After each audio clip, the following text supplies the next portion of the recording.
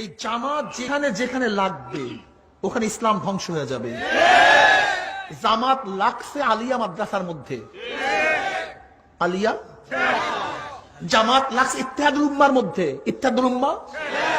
জামাত লাগছে বিএনপির মধ্যে, বিএনপি। এই জামাতের প্রয়োজন যেখানে লাগবে সেটা ধ্বংস হয়ে যাবে, যেখানে লাগুক ধ্বংস হয়ে যাবে।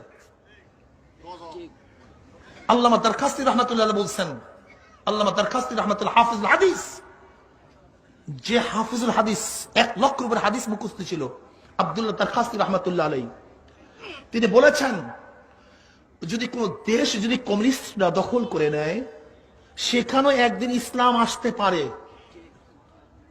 কিন্তু আল্লাহ না করুক কোন দেশ যদি জামাত দখল করে ফেলে কিয়ামতের আগ পর্যন্ত আর কোনদিন সেখানে ইসলাম আসবে না।